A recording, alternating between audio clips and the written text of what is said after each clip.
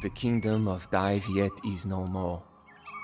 A storm came from the north and plunged the land into darkness. Torn apart by civil war, the kingdom drew the hungry eyes of the Ming Emperor. He sent an immense force armed with weapons of fire and smoke to conquer Dai Viet. The Vietnamese people stood no chance against such a menace. Foreign soldiers entered the villages and occupied the land.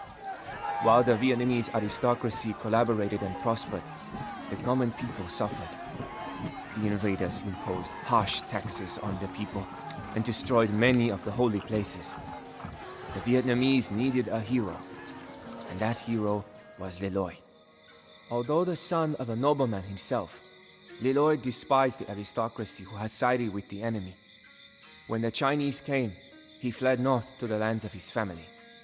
There in the hills, he was outside the reach of the Chinese while he organized the resistance.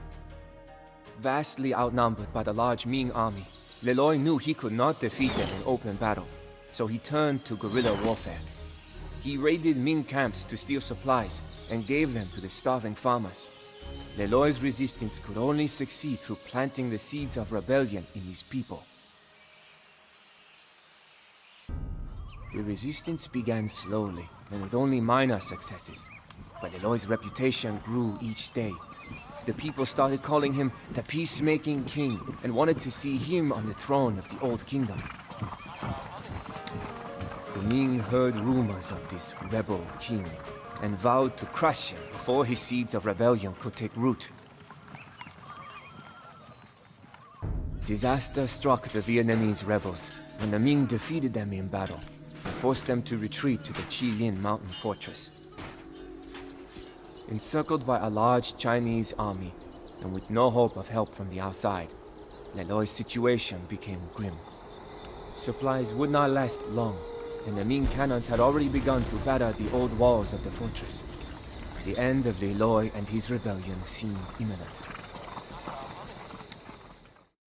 Just as defeat seemed inevitable, Le Loi's second-in-command, Le Lai, and his men sacrificed their lives to save what was left of the Vietnamese rebellion. They mounted their horses and led a final charge right into the Ming besiegers. In the ensuing confusion, Le Loi and the rest of the army escaped through the fortress drainage system. One witness who saw the charge said that he saw the spirits of the Vietnamese ancestors riding along Le Lai and his men as they plunged into the lines of Ming pikes. It was a sad day for Le Loi and the Vietnamese. They had lost much, and all that remained of the resistance was smoldering ashes and dead bodies. However, the tale of Chi Lin spread throughout Vietnam and lit the spark of resistance. The Vietnamese people were no longer willing to tolerate the Ming occupation.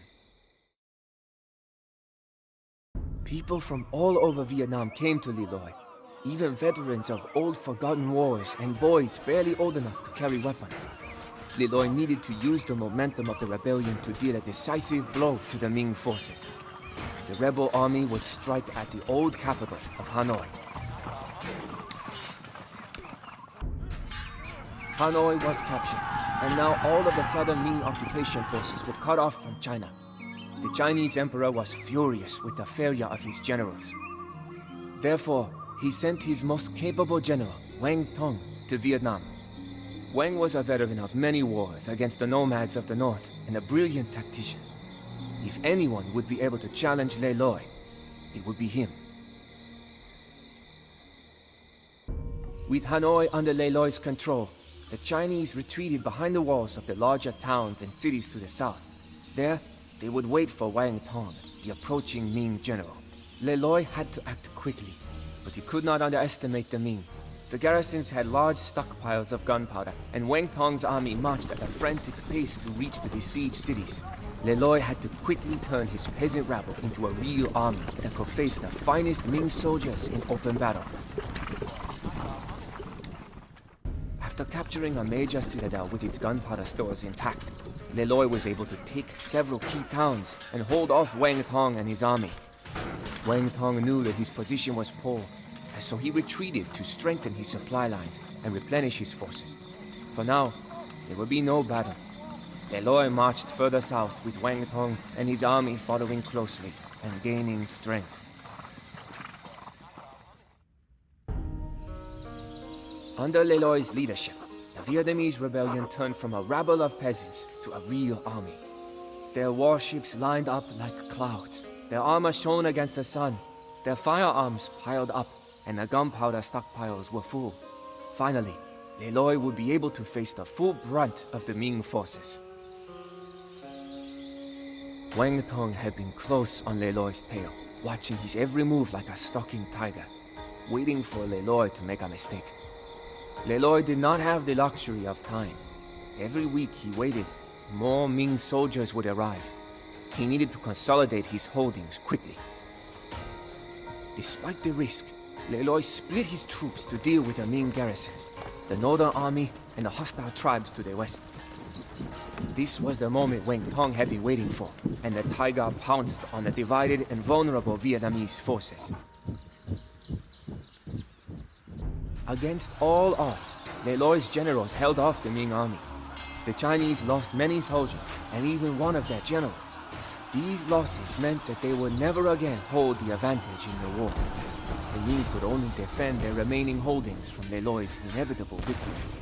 Without more Chinese troops, not even a general as talented as Wang Tong would be able to stop the Vietnamese army. Dong Do was the last fortress in Ming hands. Wang Tong sent for aid, but reinforcements would not be able to reach him easily while Le Loi held the north and the coastlines. Still, Wang Tong's fortress was well fortified and well supplied. If this fortress could hold out long enough, a new Ming army, now marching from China, would break the Vietnamese army and send Le Loi and his men back into the hills. The war was only one battle away from being over, and the fate of Vietnam hung in the balance. The Ming were defeated on the battlefield, and the last fortress fell. Le Loi and Wang Tong met for the first time and agreed to a truce. It was apparent that the two had great respect for each other. The remaining Ming soldiers, numbering more than 80,000, were now at the mercy of the Vietnamese. Le Loi was lenient, however, and spared their lives. He invited the Ming generals to a lavish banquet and allowed all of the Ming soldiers to return to China unharmed. He even provided ships to transport them and released all prisoners that were taken in the war. Le Loi knew that the Ming emperor would never give up while his honor was at stake. To make sure the emperor would not lose face and to secure the future of Vietnam, he sent lavish gifts to the emperor and offered Dai Viet as an independent tributary state of the Ming. It was a small price to pay for peace and stability. Le Loi became emperor, and his dynasty would reign over an independent Vietnam for centuries. Le Loi would forever be known as the hero of the people of Vietnam.